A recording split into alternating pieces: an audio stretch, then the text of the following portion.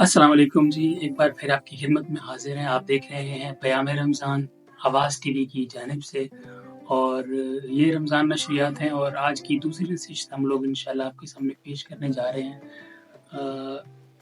تو انشاءاللہ مزید اس میں بہتری آئے گی، آپ کو نظر آئے گی۔ اور پہلی نشست میں آپ لوگوں نے بہت پیار دیا، اس کے لیے بہت بہت شکریہ۔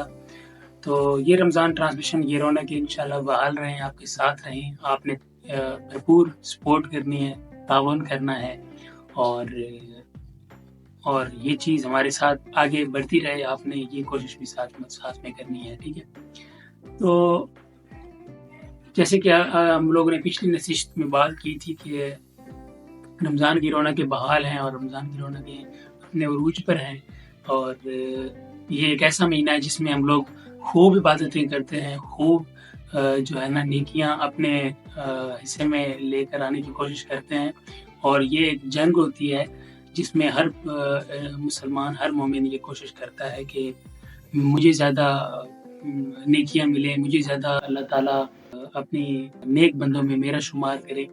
تو یہ ساری چیزیں ساتھ ساتھ میں چلتی رہتی ہیں، کیونکہ یہ ایک مہینہ ہی ہے جو اللہ پاک کا بھی پسندیدہ ایک مہینہ ہے، اور انسان کے لیے بھی ایک بہت ہی اچھا چانس ہے، بہت ہی اچھا موقع ہے کہ وہ اللہ تعالیٰ کے قریب ہو۔ تو اللہ تعالیٰ ہمیں بہت زیادہ توفیق دے کہ ہم لوگ اللہ تعالیٰ کے اور قریب ہو جائیں ہمیشہ، صرف رمضان میں نہیں، رمضان کے بعد بھی ہم لوگوں کو چاہیے کہ ہم لوگ اللہ تعالیٰ کے قریب رہیں، ٹھیک ہے؟ دوریوں کو ختم کریں جو اللہ پاک اس ذات اور ہمارے بیچ میں ہیں، تو وہ دوریاں اللہ پاک ہماری ہمیشہ کے لیے ختم کرے۔ یہ صرف ایک مہینے کے لیے نہیں بلکہ ہمیشہ کے لیے یہ ختم ہو، آمین۔ اور بس یہ محفل تو جاری رہے گی انشاءاللہ۔ ہم لوگ ایک چھوٹا سا ایک حصہ آپ کے نام کر رہے ہیں، اپنی زندگی کا، اپنے ایک دن کا۔ تو اس میں مزید اللہ پاک برکتیں کرے، اللہ پاک مزید ہمیں توفیق دے کہ ہم لوگ آپ کے ساتھ اس رشتے سے جڑ جائیں کہ ہم لوگ اللہ پاک کا ذکر کر رہے ہیں، اس کے نبی کا، اس کے محبوب کا ذکر کریں، اس کی نیکیوں کا ذکر کریں، اس کی رحمتوں کا، اس کی نعمتوں کا ذکر کریں۔ تو یہ ساری چیزیں چلتی رہتی ہیں انشاءاللہ، اور چلتی رہیں۔ آپ سب سے بھی امید ہے کہ آپ لوگ ہمارے ساتھ ایسے ہی جڑے رہیں گے اور ایسی تعاون جاری رکھیں، ٹھیک ہے؟ تو یہ جو چھوٹا سا حصہ ہے زندگی کا ہم لوگ ایک دوسرے کو دے رہے ہیں اللہ تعالیٰ کے لیے، تو یہ مزید بڑھ جائے، تاکہ مزید ہمیں یہ وقت ملے کہ ہم لوگ مزید آپ کے ساتھ اس ذکر کے ذریعے آپ کے ساتھ رہیں، ٹھیک ہے؟ تو یہ ایک چھوٹی سی کوشش ہے، کاوش ہے، پیام رمضان کے ذریعے ہم لوگ آپ کی پیام رمضان کی محفل کے ذریعے آپ سے مخاطب ہیں، اور ماشاءاللہ سے یہ رونقیں، یہ محفلیں چلتی رہیں، یوں ہی یہ محفلیں ایسے ہی آباد رہیں، اللہ پاک ان کو آباد رکھے۔ تو ہمیشہ کی طرح کچھ دیر بعد میرے ساتھ ضیاء الحسن بھائی بھی اس ٹرانسمیشن کا، اس نشریات کا حصہ بنیں گے، وہ بھی آپ سے مخاطب ہوں گے، ٹھیک ہے؟ ان کے ساتھ بھی آپ کا ایک گہرا رشتہ بن گیا ہے۔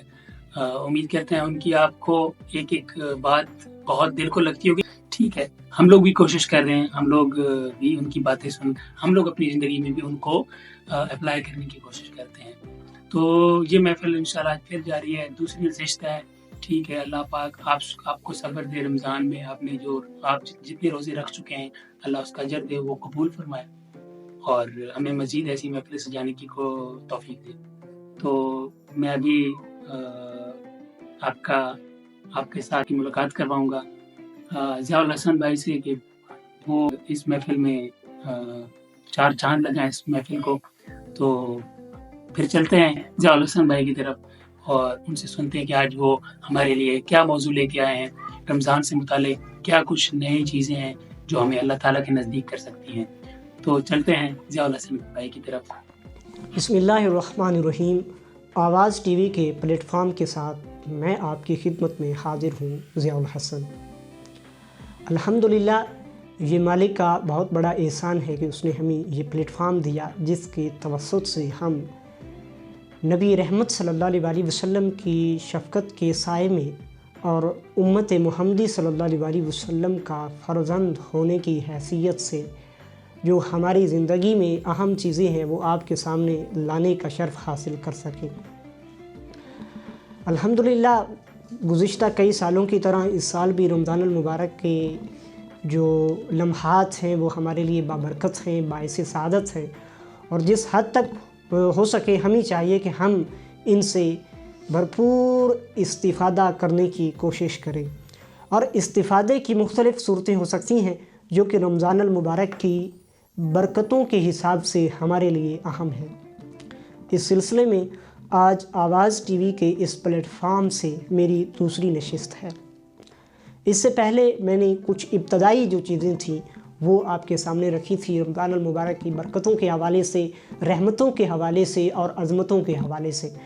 یقیناً آپ کو اس چیز کا احساس ہوا ہوگا کہ اللہ تعالیٰ نے 12 مہینوں میں سے جس مہینے کا انتخاب کیا ہے، یہ صرف اللہ تعالیٰ نے مسلمانوں کے لیے اس کا انتخاب ہی نہیں کیا، بلکہ اس میں فضیلتوں کے انبار لگا دیے ہیں جو کہ ہمیشہ سے ہمارے لیے باعث ہدایت اور کامیابی کا ذریعہ رہیں گے۔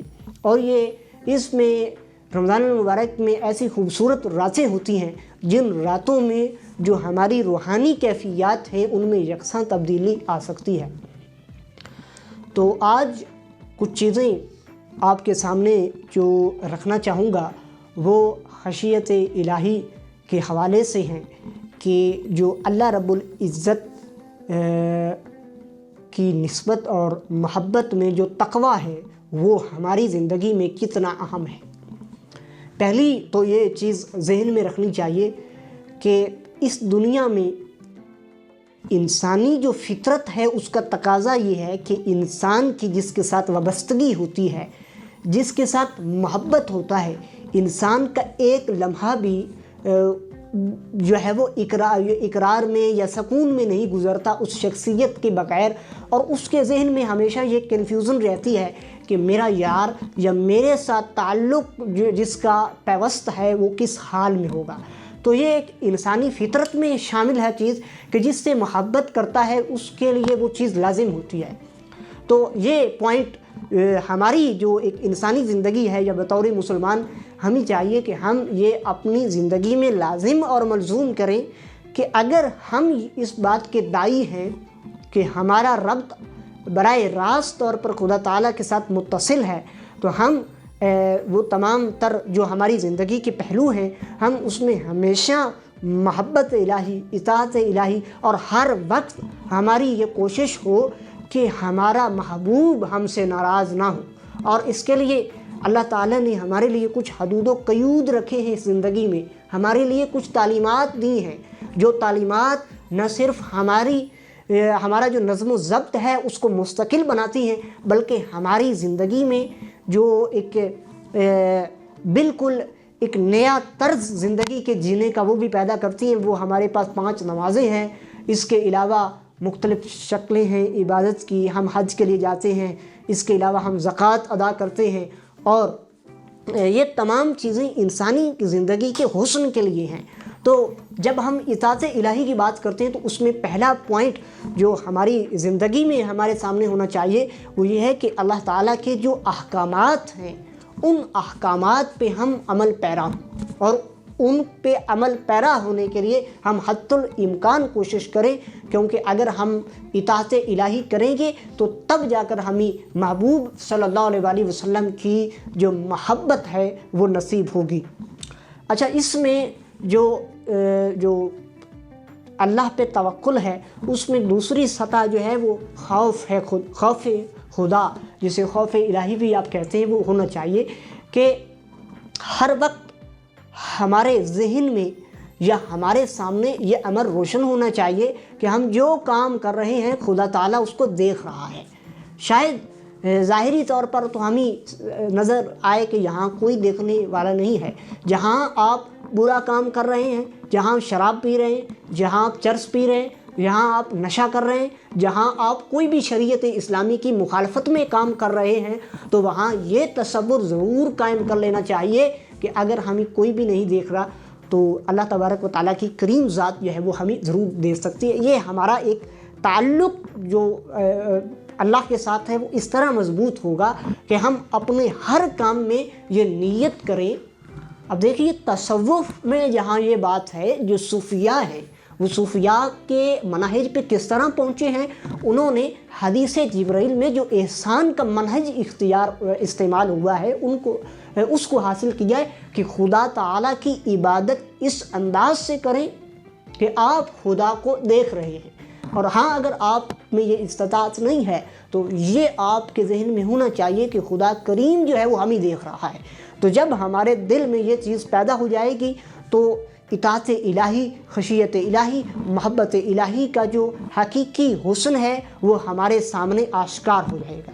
تو یہ چیزیں ہیں کہ رمضان المبارک میں ہمیں خاص اللہ تعالیٰ کے ساتھ جڑنے کی کوششوں کو تیز کر دینا چاہیے. انشاءاللہ آپ سے ملاقات ہوگی اگلے سیشن میں کسی نئے موضوع کے ساتھ. تب تک اجازت دیجیے. اللہ حافظ.